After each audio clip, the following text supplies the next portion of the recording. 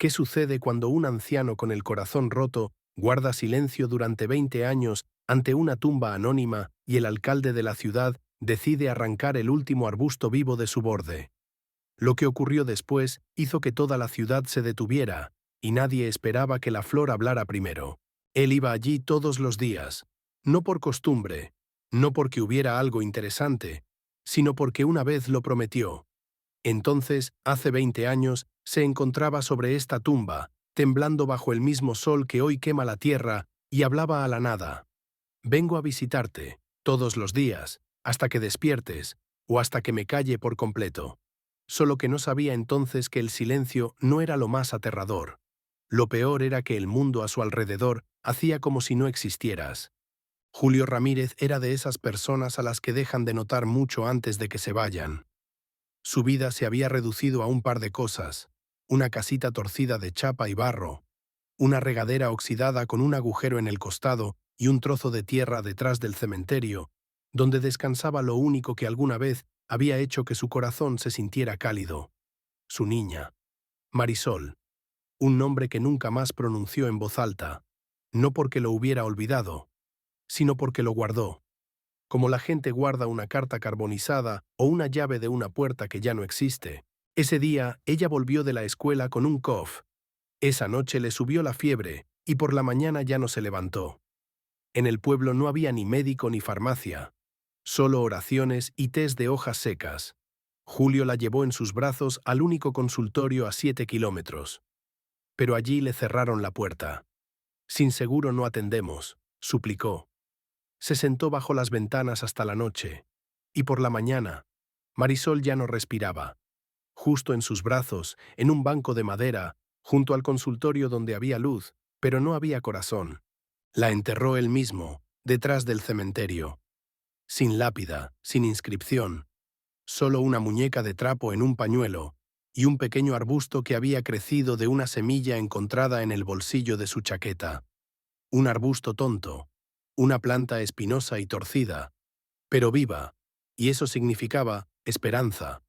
Lo plantó sobre la tumba y prometió que vendría, cada día, mientras viva la memoria. Desde entonces se convirtió en una sombra. La gente del pueblo se dio por vencida. Primero lo lamentaban, luego le temían. Después, simplemente no lo notaban. Para los niños se convirtió en una leyenda, divertida, aterradora. Si no terminas, el anciano del cementerio te llevará. Julio escuchó eso. Guardó silencio, porque sabía que las palabras ya no cambiarían nada. La jornada de limpieza fue un verdadero espectáculo. Guantes blancos, cámaras, sonrisas falsas. El alcalde proclamaba sobre la memoria brillante. Los escolares se reían, barriendo el polvo seco. Cuando una niña se acercó a su arbusto, él pensó, en un principio, que solo miraría. Pero cuando sus dedos se extendieron para arrancar el arbusto, él se descontroló. Se lanzó hacia adelante, como si de ello dependiera la vida de alguien. Y tal vez así fuera. Agarró la raíz como si sintiera un pulso en ella. Y en lugar de un corazón, silencio. Solo labios susurrando. No. 20 años de silencio y la primera palabra, rechazo. Pequeña, débil, pero fuerte como un disparo. ¿Y qué ocurrió? Risas. Risas de niños, de adultos, cámaras.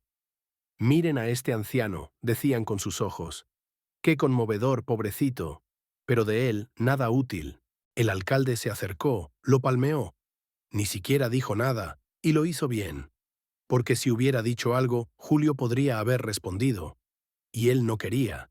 Simplemente se levantó, miró una vez y se fue. No para huir, sino para preservar lo poco que aún ardía en él. Esa noche la luz no brilló en su casa.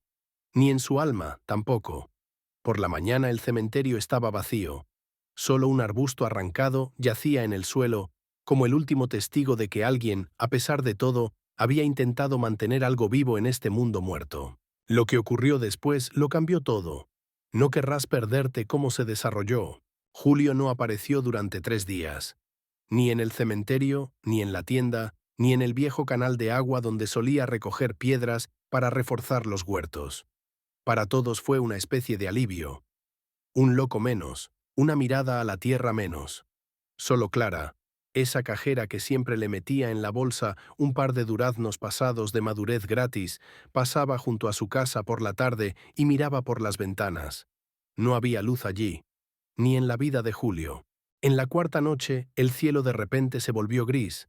El calor veraniego crujía como un vidrio viejo y de repente, de un cielo vacío, un rayo cayó.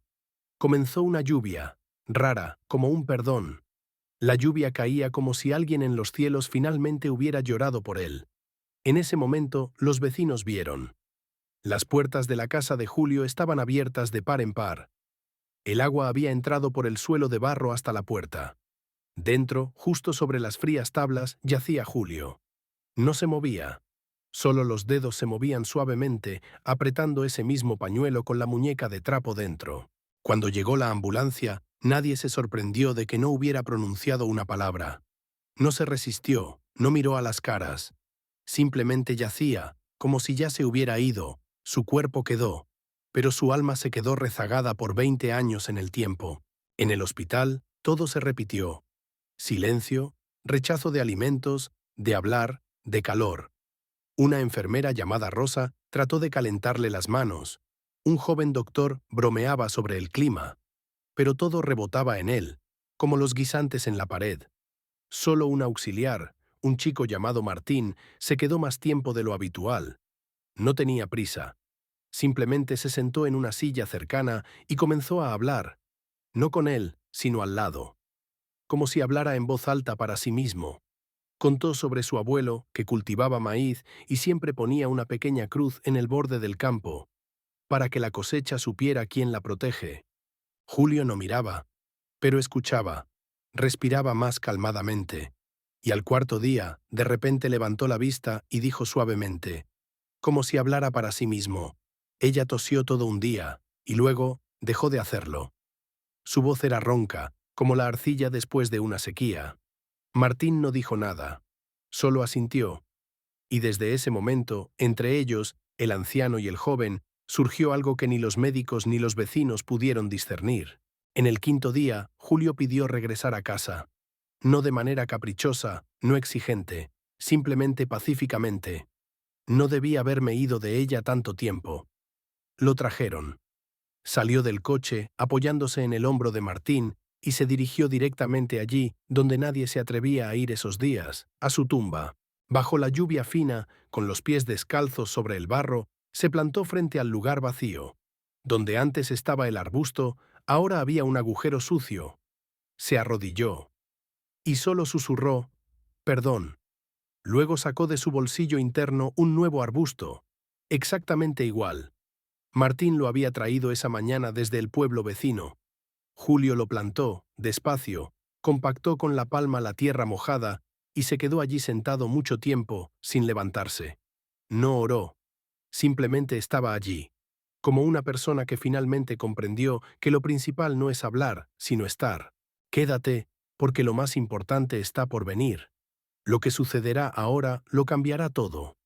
Verás como un hombre que lo dieron por olvidado, en silencio restableció a toda una ciudad.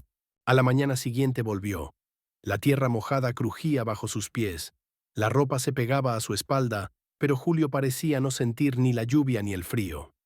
Estaba de pie ante el pequeño arbusto, plantado el día anterior, y murmuraba algo en voz baja. Sus labios se movían apenas, y sus ojos estaban llenos de una tristeza que no verás en las lágrimas, solo en el silencio. Pasó la mano sobre el tallo, como un padre acaricia el cabello de un niño que duerme, y de repente se detuvo. Algo no estaba bien. El arbusto floreció, una noche, y sacó el primer brote. Brillante, vivo, atrevido, como si no viniera de la tierra, sino del corazón. Julio retrocedió. Miraba la flor, como si no pudiera creer sus ojos. Sus palmas temblaron. Se arrodilló y, sin saber por qué, colocó su oído sobre la tierra. Y entonces escuchó, no un sonido, no una voz, sino una presencia, suave, como un suspiro. No sabía de quién era, pero sabía, no estaba solo. En ese momento, el alcalde llegó al cementerio. No por su propia voluntad, la prensa lo apremiaba de nuevo. Era necesario grabar un reportaje. Cómo la administración local cuida la memoria cultural. Una reportera con un abrigo brillante fingía no notar cómo sus tacones se hundían en el barro. La cámara chasqueaba. Cuando el alcalde vio a Julio, se desconcertó. El anciano estaba junto a su tumba con los brazos extendidos, como si protegiera el arbusto del viento. El alcalde se acercó, sonriendo con los labios, haciéndose el desmemoriado ante la humillación de la semana anterior. «Estamos aquí. Queremos incluir este lugar en el programa de conservación de sitios históricos», comenzó, escondiendo la mirada. Julio no respondió. Solo giró la cabeza, lentamente, como alguien que ha guardado silencio demasiado tiempo. Y entonces habló. «Ella murió aquí», dijo mirándolo directamente a los ojos. «No por enfermedad, sino por indiferencia. La llevé a su consultorio, y me cerraron la puerta. Hubo un silencio. La cámara se detuvo. La reportera se enderezó. El alcalde se enrojeció, abrió la boca, pero no había palabras, porque en ese momento la flor comenzó a moverse. No, no por el viento. Se inclinó ligeramente y de debajo de sus pétalos cayó un pétalo, blanco, ligero, y aterrizó directamente a los pies del alcalde. Todos se quedaron inmóviles, y entonces habló Clara, bajo pero firme. «Todos cerramos los ojos entonces, don Julio, no solo ellos, nosotros también». Y entonces se acercó Martín.